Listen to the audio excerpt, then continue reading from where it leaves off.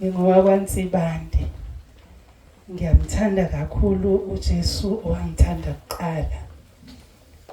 Ukuza kwethu ke la kule ndawo asiqali bazalwane sike safika. Ngiyakholwa ukuthi ngenxa yalokho ngizwakala. Kahle kahle iphimbo lami vele liphansi. Kodwa ke hayi technology siyambonga uNkulunkulu.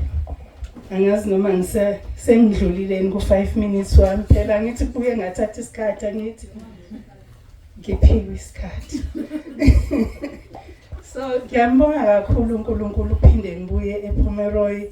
Sesibuya ke manje sesizothi siqala ibranch. Sibonga kakhulu umndeni wakwaDlamini osetshenziswa uNkulunkulu ukuthi siqale ibranch ePomeroy. Akusiyo ke bazalwane eyethu kodwa indawo yokukhonza uNkulunkulu. Usazobapha ke indawo la bezokhonzela khona. Thina kwethu ukuzosho nje ukuthi inkosi ngoba usuyigcobile wayivula ibranch sikhona ukuthi usithume sisebenzise.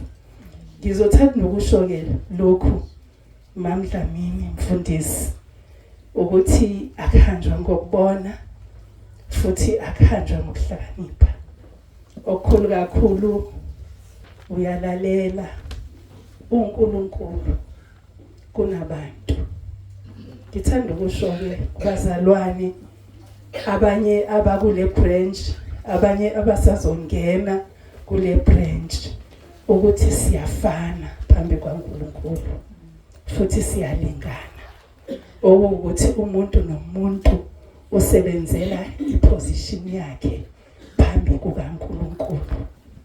Angizokusho ukuthi sisebenzela izikhundla bazalwana, sisebenzela izikhundla, kodwa ukuthi ume phambi kaNkulunkulu uziveze uyisebenze sithembekile esiqondisa kahle izwi leqiniso.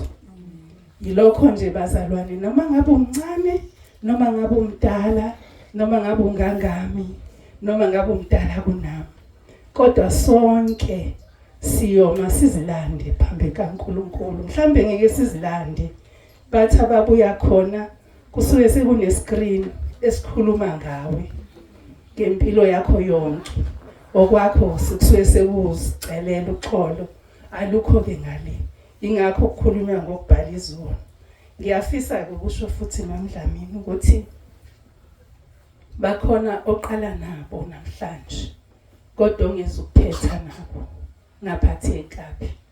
Bakhona bazofika bengezile ukuzokhonza bezodidisa.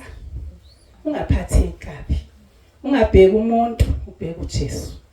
Uyena ongumqalisi nomfezi nje wayonke into yokuphila kwethu. Cela ukusho ke kithi sonke sila sizovula ibranch bazalwane. Asizile uzoyigcoba, igcotshwa uNkulunkulu. Thina kwethu ukuthi sisho ukuthi sikhona. Ngiyacela ukuthi uthathe isinqumo enhlizweni yakho ukuthi ngizolandela uJesu, angizolandela uMama Dlamini. Mama Dlamini ngizokhonza naye. Mama Dlamini uzothatha umyalezo kuNkulunkulu awulethe phakathi kwethu. Thina siwamukele, siukonfirme ngoba umoya oyingcwele bazalwane siphiwe sonke. Umuntu nomuntu unayo umoya oyingcwele ozomtshela kuyiqiniso. Ngiyacela ke bazalwane, uma uzizwa nje ukuthi angibelongi la, musukudala ichaos, uphume kahle ukuze ungaphumi nesiqalekiso. Ngoba isiqalekiso sikhona, usho njalo ngale ku-Exodus wayebayala uMose esho ukuthi uma wenza lokhu uzothola isibusiso. Uma ungakwenzi, wayengasho ukuthi uma wenza lokhu, wayethi uma wenza kanje uzobusiswa. Kodwa uma ungenzi kanje uzothola isiqalekiso. Uqala ngokuthi athi ngibeka phambi kwakho izinto ezimbili. Isiqalekiso nokufa nesibusiso nokuphila. So indlela zimbili iyasikhethela.